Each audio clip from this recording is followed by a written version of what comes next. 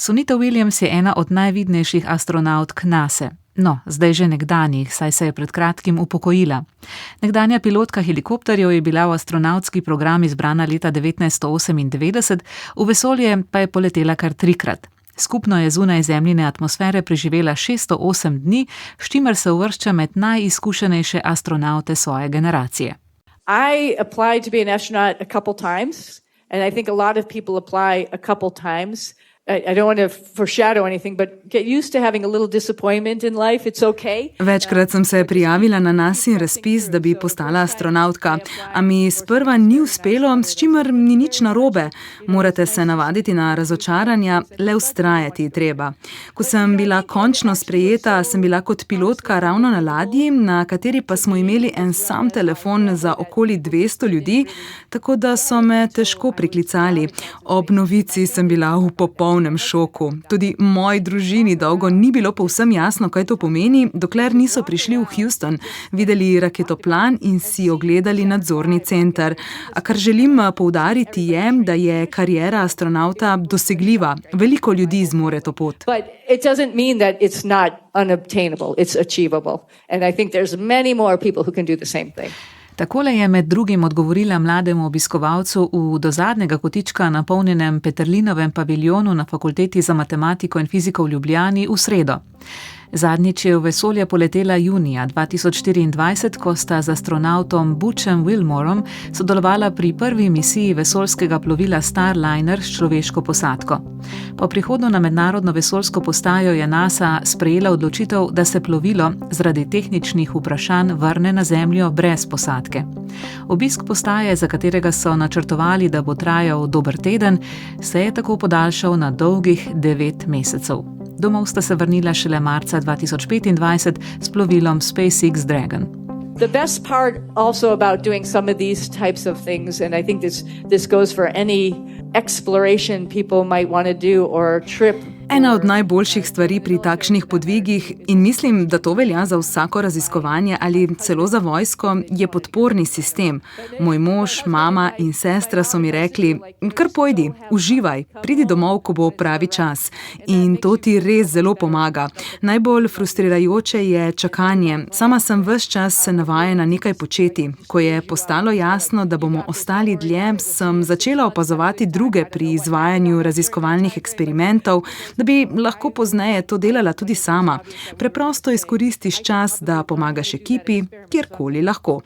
Morda menjava rolice toaletnega papirja ne zveni glamurozno, ampak to narediš z veseljem, ker s tem pomagaš celotni ekipi. Fill in anywhere. It may not be the best thing that you're doing, changing the toilet paper roll, but you're there doing it, and happily doing it so that the team can be better and more productive. Preživeti toliko časa stran od Zemlje in ljubljenih ljudi mora biti precej zahtevno. Kaj je najbolj pomagalo, da je ostala med bivanjem čustveno prizemljena? Kako se je spopadla z negotovostjo, ki jo prinese tovrstno čakanje? Well, being up there, you're at the tip of the sphere of a lot of science. No, veste, ko si tam zgoraj, si na samem vrhu krogle ogromne količine znanosti, ki se tam dogaja. Najbrž marsikaj od tega ne bi nikoli zašlo v nabor za Nobelovo nagrado, je pa prelomno in temeljno. Mednarodna vesoljska postaja je izjemen, neverjeten laboratorij in tega nikoli ne izgubiš izpred oči. Vsakič, ko imaš priložnost govoriti z znanstvenikom, medtem ko si tam zgoraj in biti del eksperimenta, biti njegove roke in njegove dlani, je to res poživljajoče v najboljšem pomenu besede. Tako da vsakič, ko pomisliš, da pogrešaš dom, pomisliš tudi na vse neverjetno edinstvene stvari, ki jih lahko počneš, na osupljiv pogled, ki ga imaš, ko pogledaš skozi okno, in na to, kako lahko vse to deliš z drugimi okoli sebe in ki te spremljajo daleč. Vse to je bilo zame dovolj, da sem si želela to početi še naprej. So all of that makes you, for me, was enough to keep me wanting to do more of it. Pri poletu s Starlinerjem je bil najtežavnejši drugi dan, ko sta se morala s plovilom priklopiti na mednarodno vesoljsko postajo. Zapletlo se je tako s komunikacijo, s potisniki in še čim. So on the second day first day everything worked really well. When the spacecraft works well, it's actually amazing to fly. It's a really good mix of automation and manual flying. The second day we lost a couple thrusters. Drugi dan misije, a prvi dan približevanja je sprva vse potekalo zelo dobro. Ko vesoljsko plovilo deluje kot mora, je letenje resnično neverjetno. Gre za zelo dober preplet avtomatike in ročnega upravljanja. Drugi dan pa smo izgubili nekaj potisnikov. To je povzročilo, da je plovilo letelo nekoliko bolj okorno, pa tudi avtomatika ga je upravljala manj natančno. Ni bilo dobro, da smo izgubili toliko potisnikov, zato smo se skupaj s kontrolno ekipo odločili za njihovo ponastavitev v upanju, da jih znova spravimo v tek. So what went through your mind in those moments? Kaj je takrat rojilo po glavi? Te okvare namreč niso bile nedolžne. You know, we train for a lot of malfunctions, and so our brain is always thinking, what's the next malfunction? What is the consequence of these malfunctions? Veste, za veliko okvar se usposabljamo. Naši možgani so zato vedno usmerjeni v razmišljanje, katera je naslednja okvara in kakšne bodo posledice. Zaradi izgube potisnikov smo imeli izkrivljeno os, po kateri smo se približevali vesoljski postaji. To pomeni, da smo se proti postaji pomikali počasneje, kar je bilo dobro. Nismo si želeli hitrega približevanja brez nadzora. Druga stvar, ki mi je šla skozi glavo, je bila ta, da sva z bačem menila, da je najvarnejše poskusiti s priklopom. Ti potisniki namreč določajo našo orientacijo in hitrost manevriranja, zato smo si res želeli priklopiti na vesoljsko postajo. Če tega ne bi mogli storiti, bi se verjetno osredotočili zgolj na to, kako se varno vrniti domov. Vesela sem, da se nismo znašli v tej situaciji in da so na koncu vendarle zmogli varen priklop. Stvari rešuješ eno po eno. Performance to actually dock to the space station. You know, you handle one issue, one thing at a time. V tistem času, ko je po sili razmer ostala na mednarodni vesoljski postaji, se je na Zemlji razbohotilo mnenje o tem, da sta bila z Butchem Wilmorom ujeta in zapuščena. Imelo je tudi politično konotacijo. Ampak realnost je bila, vsaj sodeč po posnetkih, ki jih je pokazala auditoriju na Fakulteti za matematiko in fiziko v Ljubljani, precej drugačna. Kako je razumela ti dve precej nasprotujoči si zgodbi? How did you, interpret this kind of two narratives that were actually quite opposite? I mean, I can understand why somebody would say that, and with all the data that was being run around in the newspaper, I understand why people would get that impression, right? Mislim, da razumem, zakaj bi kdo to rekel, in ob vseh podatkih, ki so krožili po medijih, razumem, zakaj so ljudje dobili tak vtis. Morda je šlo preprosto zato, da bi moralo biti več prostega pretoka informacij. Ampak tudi to je v redu. Mi na mednarodni vesoljski postaji pač opravljamo svoje delo. Ne ukvarjamo se z zgodbami, ki krožijo naokrog. We have a job to do, we do our job, we don't worry about the narrative that's going around. We just do our job and do the right thing.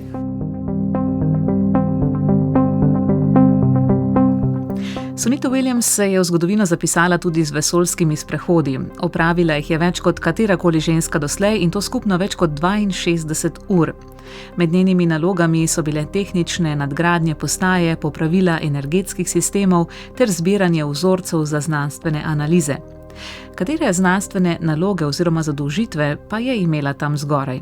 No, z nami je delila nekaj tistih, ki so ji bile najbolj zanimive. Yeah, so I mean, some of the most interesting, potentially ones that will have applications in the future, some of the pharmaceutical stuff are biology things, so stem cells. Ja, mislim, nekatere izmed najbolj zanimivih so po mojem mnenju tiste, ki imajo potencial za uporabo v prihodnosti, naprimer nekatere farmacevtske in biološke raziskave, od raziskav matičnih celic v vesolju do sekvenciranja DNK.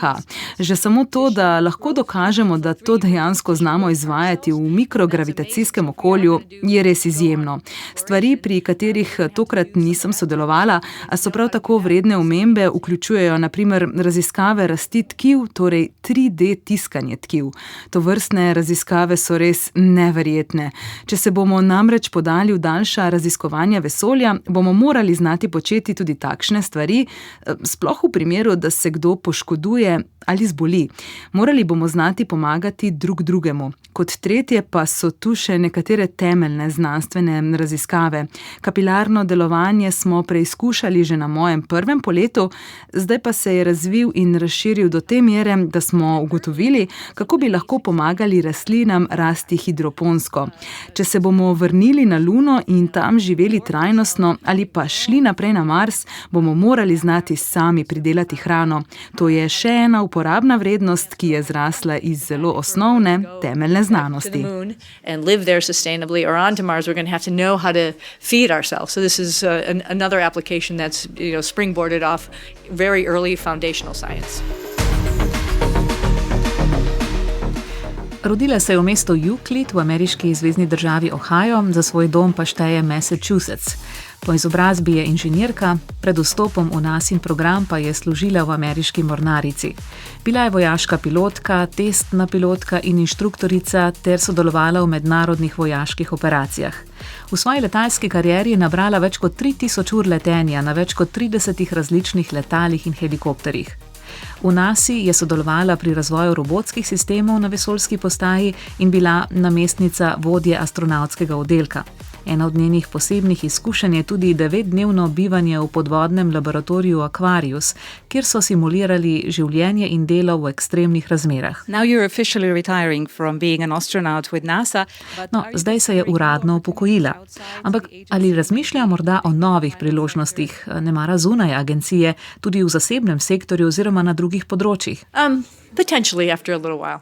I think our story is one that's worth telling, and my impressions, I think, are also worth. Morda po določenem času. Za zdaj predvsem mislim, da je naša zgodba tako edinstvena, da jo mora slišati kar se da veliko ljudi. Tudi moji vtisi so vredni, da jih delim z drugimi. Tako da se bom s tem zdaj ukvarjala kar nekaj časa, potem pa bomo videli, kaj bo prinesla prihodnost. Na dogodku pred občinstvom je poudarila, da je danes pogled iz mednarodne vesoljske postaje drugačen, kot je bil, ko je prvič bivala tam. Zdaj so na nebu opazni sateliti Starlink, vse več vesoljskih smeti pa astronaute na postaji sili k čedalje pogostejšim manevrom izogibanja razbitinam nekdanjih satelitov. Ja, mislim, da bo to pomemben vidik v vseh preostalih letih delovanja mednarodne vesoljske postaje, pa naj bo to še 5 ali morda več let, če bodo njeno življenjsko dobo podaljšali. Kdo ve, kako dolgo bo še tam?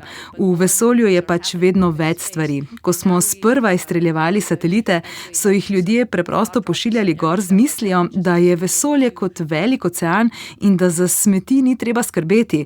Zdaj pa se tam zgoraj dogaja vedno več stvari. Zato je nujno razmišljati in pred izstrelitvijo satelite načrtovati tako, da bodo imeli možnost samodejnega strmoglavljanja na Zemljo in s tem tudi uničenja. Satelite moramo načrtovati tako, da bodo znali zapustiti prometni tok in se umakniti iz smeti. Hkrati pa imamo še vedno ostanke iz preteklosti.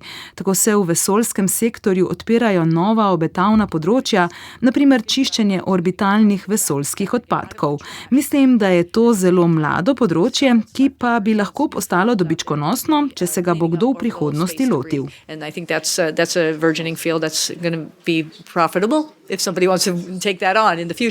V okviru obiska v Sloveniji bo Sunita Williams obiskala še Novogoriško univerzo in pa Planico, kjer na Inštitutu Jožef Štefan v sodelovanju z Evropsko vesoljsko agencijo preučujejo vplive breztežnosti na človeško telo. Človeško telo je namreč v pogojih breztežnosti izpostavljeno številnim negativnim vplivom na zdravje. Tako je obiskovalca v publiki zanimalo, koliko časa največ si lahko astronauti sploh privoščijo za bivanje v vesolju, da ni preveč nevarno. Some of it's controllable, right? So we wear dosimeters. We don't really know what those dosimeters say until we get back. Nekaj stvari lahko nadzorujemo. Nosimo dozimetre. Pravzaprav ne vemo natančno, kaj kažejo, dokler se ne vrnemo. Na zadnji misiji smo imeli kar veliko sevanja, saj je bila sončeva dejavnost v tistem obdobju precej visoka.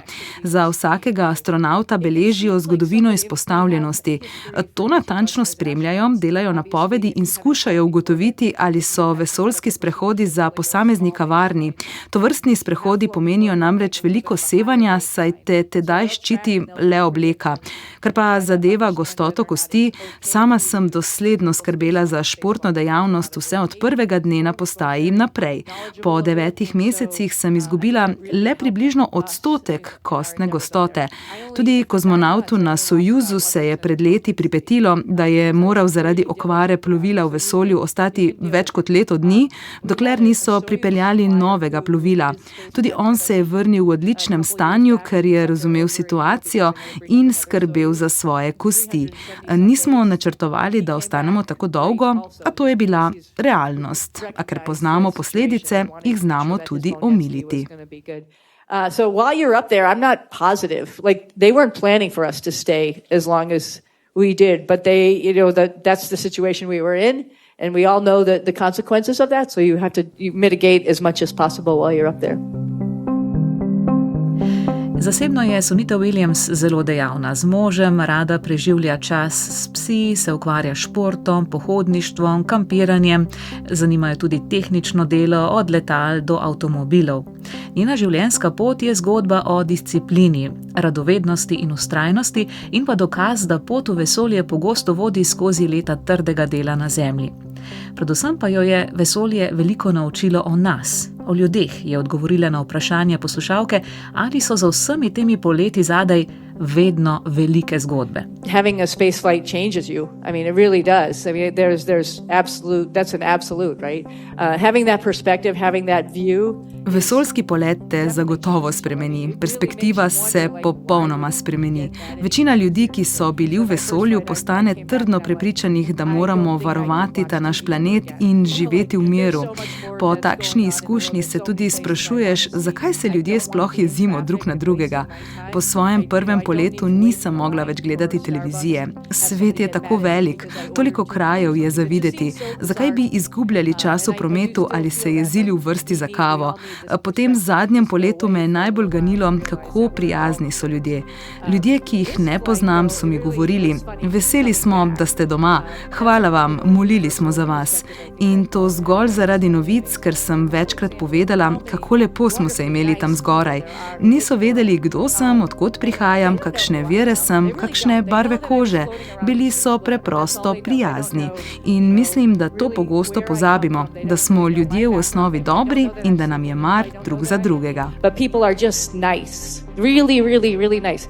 And I think we forget about that about each other, right? People are nice. And we actually really care about each other. And I just want to make sure you guys know that. Pa še nekoliko provokativno vprašanje za konec. Kaj bi naredila, če bi ponudili slovensko državljanstvo? What would you do if you were offered a Slovenian citizenship? Oh, wow. That would be awesome. Would I get free kielbasa? Oh, wow, to bi bilo čudovito. Bi dobila brezplačno klobaso? Samo šalim se. Če sem iskrena, bi zelo rada vsaj del časa preživela tukaj. Sem Američanka in rada sem Američanka, tam imam dom in družino, zato bi seveda želela preživljati čas tam, vendar pa bi si tudi v Sloveniji želela preživeti več časa. I am an American and I love being an American and I have a home and family there, so of course I would want to spend time there, but I would like to be in Slovenia more and more.